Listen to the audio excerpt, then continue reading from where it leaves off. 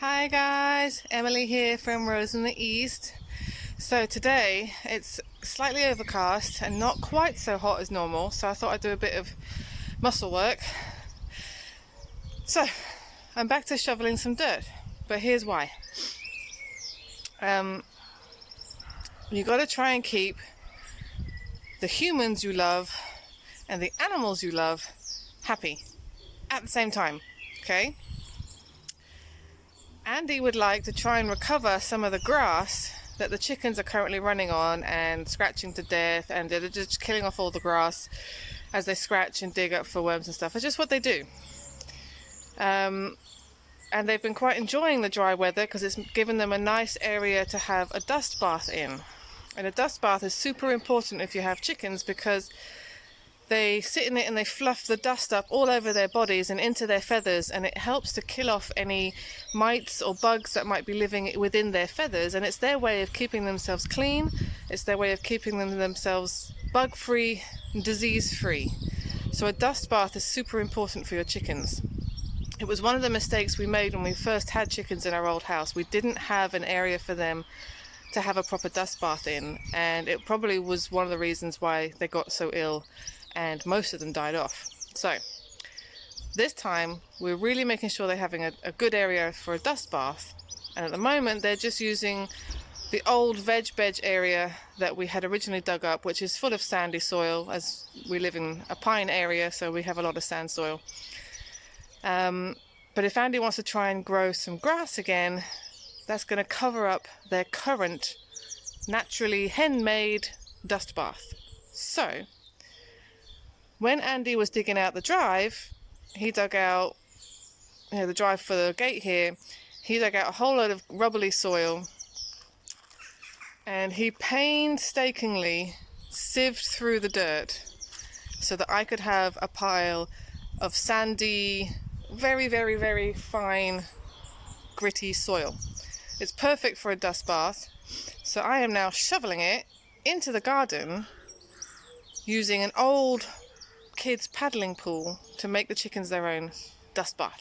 So come and have a look. Alright, so this is what I'm filling up. Come and have a look. Okay, so here we are. So these are the old vegetable beds that we'd originally cut and dug and tilled, and we're going to put the raised beds on, which are now over there. So these are quite happily being dusted down by the chickens all the time. But this is where they love to dust bath the most. So I have an old frog paddling pool, one of those, what they're called, tiny tykes frogs. There's the lid over there. I'm going to clean that up. So I just filled it with dirt, and it even cost me a bucket, look. It was so heavy. On the very last trip, the handle broke. It just couldn't handle it anymore. And I know the hens have already got the idea because we found Esther in there just before the last dump.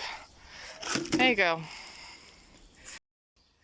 So the plan is eventually to have 4 sticks sticking up out of the dirt of the base of the frog, and then the lid kind of sitting on the sticks above it, so give them a bit of shade. It won't be permanently fixed up there because if it starts to storm or rain or something, I want to be able to just cover that ground up. So take the sticks out, put the lid down, and that dirt will remain dry for the next day, and they've got a ready-made dust bath waiting for them. They haven't got to wait till the ground dries out. So, as long as they have plenty of food, plenty of water, a safe place to roost, a safe place to nest, shade from a big tree if you happen to have it, plenty of room to roam around, and a dust bath, your hens should be pretty happy. They could do with a bit more fresh grass, and I'm working on something for that, if I can convince Andy to work with me on this one. And I'll get back to you on that. But otherwise, I think we have 4 pretty spoilt hens here. So dust bath is a must.